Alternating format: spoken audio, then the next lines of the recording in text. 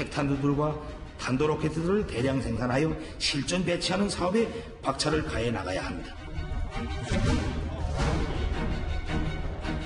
조국과 인민을 보위하고 평화를 수호하는 강력한 보검으로서의 인민군대의 사명은 절대로 변할 수 없습니다.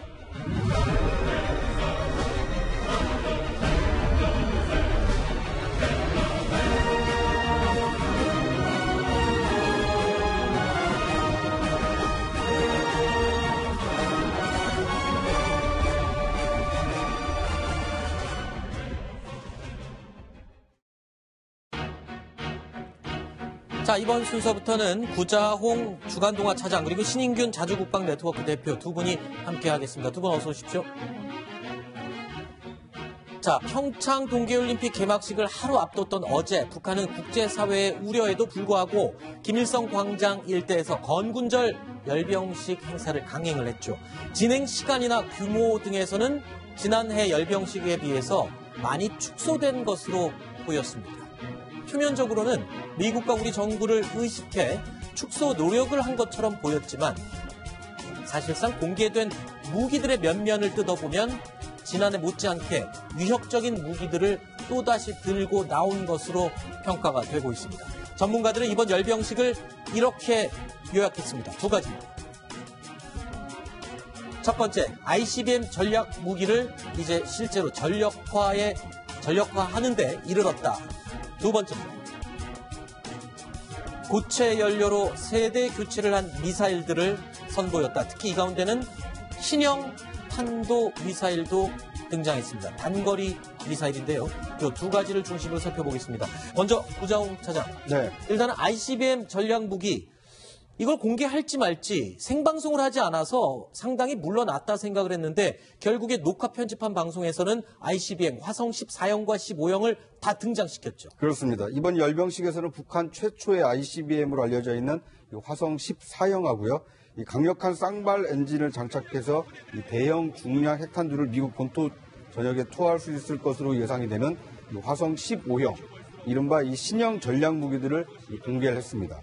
네. 뿐만 아니라 이번 열병식에서는 신형 300mm 방사포하고요, 240mm 방사포, 그리고 이스칸더 모방형 미사일을 한꺼번에 선보였는데요. 네. ICBM이야 이제 그 한반도를 지나간다고 치지만 이 방사포의 경우에는 이 대한민국을 겨냥한 거 아니냐. 특히 유사시의 수도권은 물론 이 강원도와 충청권 하늘을 이 강철비로 뒤덮으면서 엄청난 사상자를 만들어낼 수 있다. 이런 네. 관측이 나오고 있습니다. 그렇군요. 그러면 결국 이 시간만 조금 늦게 공개를 했을 뿐 ICBM과 신형 탄도 단거리 미사일 그리고 방사포까지 이 남한의 위협이 될 수 있는 또는 미국의 위협이 될 수 있는 무기를 다 공개를 한 겁니다. 특히 두 번째, 고체 연료로 세대 교체를 했다라고 전문가들이 또 분석을 하고 있는데 고체 연료라고 하면 최근까지 북한이 실험을 거듭했는데 자꾸 실패했던 그 실험 아닌가요?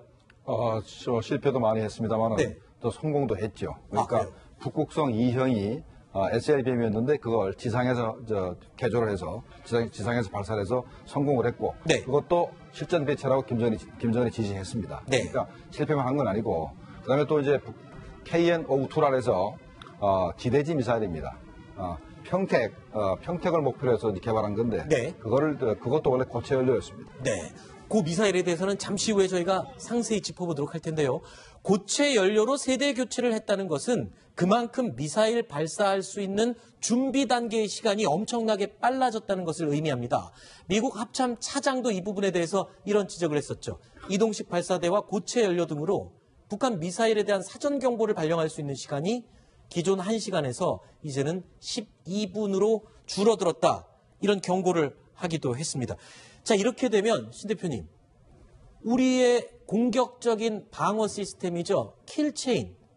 이 킬체인이 완전히 무력화된다는 그런 거 아닙니까? 그렇죠. 이제 킬체인이라는 게 액체 연료 탄도미사일들이 네. 동굴에서 나와가지고 액체 연료를 집어넣는 시간이 한 40분에서 또 덩치가 큰 미사일은 한 1시간 정도 되니까 네. 그 사이에 우리가 탐지를 하고 결심을 해서 우리 탄도미사일로 즉 현무2나 이런 것으로 공격해서 없애버리겠다. 네. 이게 킬체인인데 방금 저 합참 차장이 이야기한 것처럼 고체 연료니까 연료를 주입하는 시간이 따로 필요 없잖아요. 네. 그러니까 동굴에서 나와가지고 바로 기립하고 쏴버리면 됩니다. 네. 그러니까 이제 그게 한 10분에서 12분이다. 아하. 그러면 우리가 우리 한국에서 북한까지 미사일 날아간 시간만 해도 10분이거든요. 네. 이건 물리적으로 대응을 할 수가 없는 거죠. 그렇군요. 자, 그렇다면 북한이 이번에 세대 교체 무기로 공개한 고체 연료 미사일, 정확하게는요, 우리가 이렇게 이름을 붙였습니다. KN-21, KN-02 미사일을 개량한 것으로 보이는 미사일인데요. 신형 미사일 열병식에 등장한 사진을 보여드리겠습니다. 자, 바로 이 미사일입니다.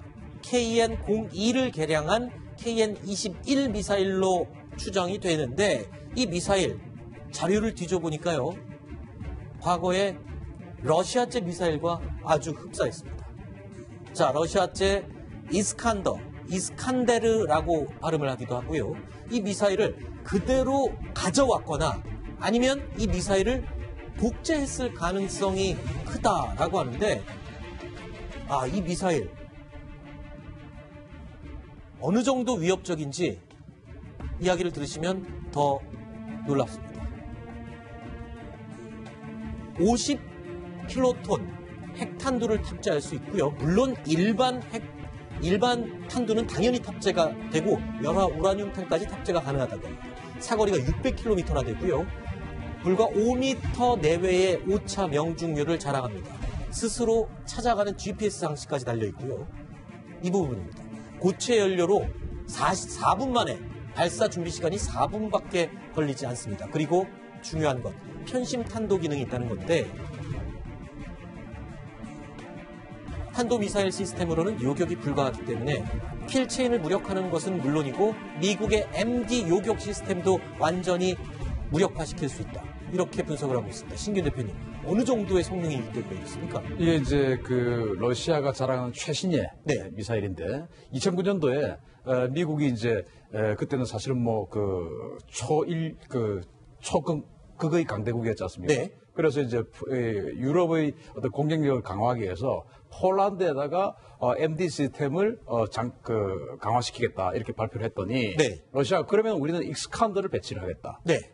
왜냐하면 익스칸더는 방금 앵커께서 설명하신 대로 MD 체제를 뚫고 들어갔습니다. 네. 그러니까 이제 오바마 대통령 당시 그러면 우리 하지 않겠다. 그 정도로 미국이 걱정하고 우려했던 무기인데 그렇습니다. 그와 같은 성능의 미사일이 지금 북한 열병식에 나왔다는 거군요. 자, 그리고 지금 생긴 모양을 이렇게 한번 좀 클로즈업해서 비춰주시면 네. 생긴 모양이 어딘가 많이 보던 모양입니다. 네. 바로 우리 현무2 미사일입니다. 현무2 미사일과 닮았다고요? 현무2 미사일이 바로 익스칸더의 기술을 받아서 만들었어요. 아하. 그래서 이 정말 공교롭게도 북한이 이번에 선보인 저 미사일이 네. 익스칸더를 카피했거나 네. 또는 수입했거나 네. 뭐 불법 복제를 했던지 네. 어쨌든지 간에 똑같은 기본이 되는 미사일이 양쪽이 서로 간에 지금 가지고 있는 겁니다. 아하.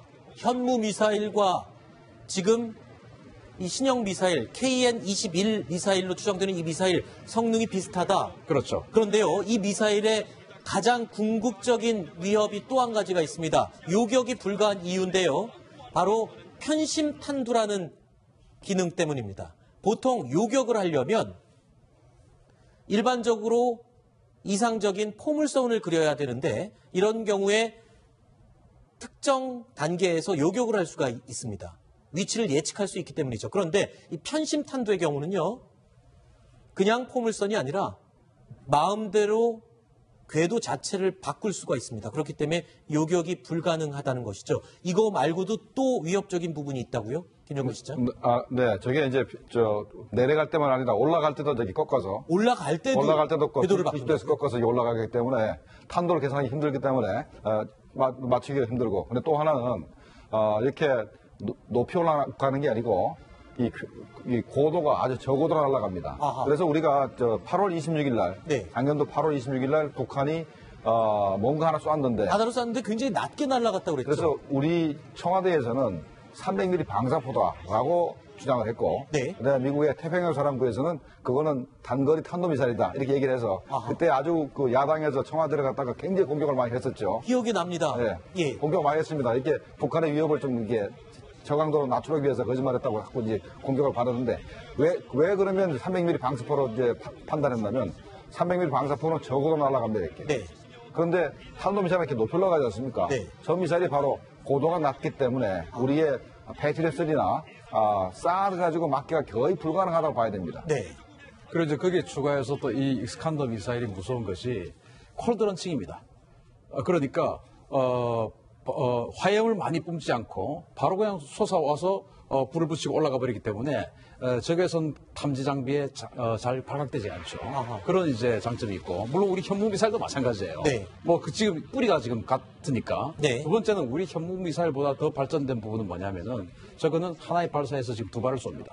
발사대에서 두 발이 발사되죠. 그렇죠. 근데 우리는 하나의 발사대에서 한 발을 쏘기 때문에 네. 한 발 쏘고 나서 2탄을 쏘려면은 그 재장전하는 시간이 몇 네. 시간 걸립니다. 네. 그런데 이 지금 북한이 지금 보여준 저 발사대는 지금 두 발이 꽂혀 있지 않습니까? 네. 러시아가 두 발을 꽂아놨습니다. 그래서 하나의 발사대로 두 발을 연발사격할 수 있다는 거. 그게 우리보다 좀 더 발전된 부분입니다. 김정은이 열병식을 생방송 중계를 생략하고 규모도 축소했다고 했지만 결국 ICBM 모두 공개했고요. 고체 연료 단거리 미사일도 공개를 했습니다. 이거는 지금 전혀 핵폭의 의사가 없다는 거를 방증하는 건 아닙니까?